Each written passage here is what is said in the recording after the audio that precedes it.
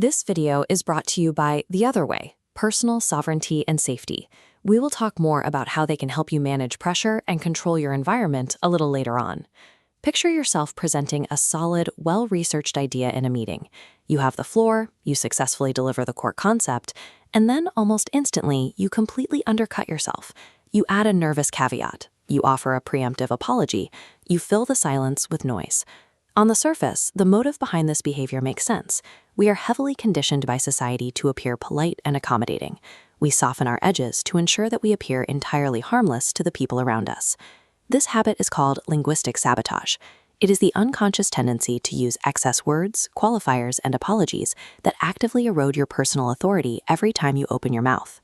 While we focus on how others hear us, our own brain is the primary audience for everything we say. It treats your specific word choices as a blueprint, using those patterns to determine your internal status and value. If you repeatedly frame yourself as a nuisance to keep the peace, you successfully program your brain to believe it. Eventually, your subconscious simply forgets that you ever had the fundamental right to occupy space in the room. The cycle of helplessness flowchart. Stage 1, internal erosion.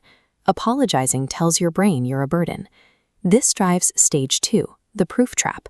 Unsure, you over-explain to prove you belong. Stage 3, the social mirror.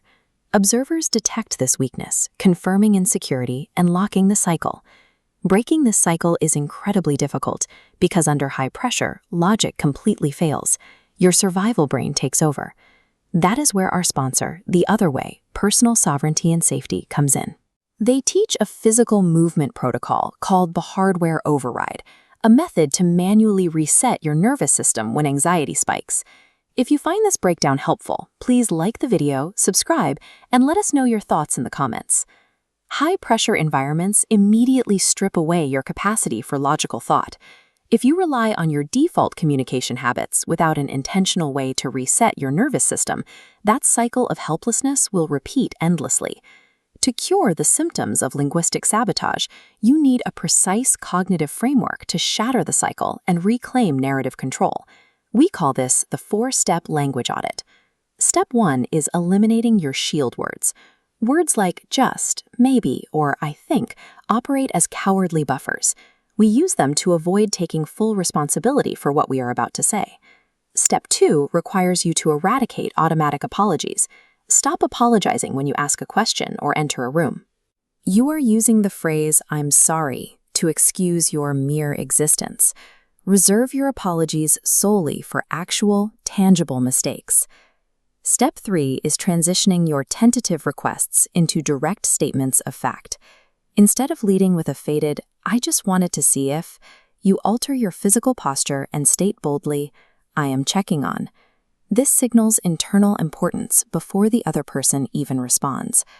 Step 4 is the point and the silence. Deliver your primary point, then intentionally hold the subsequent silence. Do not continue speaking out of internal discomfort. Let the point stand entirely on its own. By ruthlessly cutting out the excess linguistic fat, you stop begging for external validation. You force your own subconscious to recognize and respect the boundaries you have set. Chronic weak language impacts your long-term mental health and physical safety. In high-pressure environments, how you speak determines whether boundaries are respected or completely ignored. This repeated self-undermining builds a persistent sense of failure. When your brain is constantly told it doesn't belong, it can eventually enter a state of clinical helplessness, a deep depressive loop where you believe you are fundamentally incapable of influencing your own environment. The external consequence is equally dangerous. It creates invisible boundaries. In high-pressure or dangerous situations, the world entirely ignores indirect words. If you fail to state your needs clearly and effectively, others will act as if you never spoke at all. To counter this, you must adopt the sovereign standard. The rule is simple. If you do not sound like you believe your own words, your own brain has absolutely no reason to believe them either. Shedding the habit of linguistic sabotage is the ultimate rejection of self-betrayal. True authority is never generated by the sheer volume of words you speak.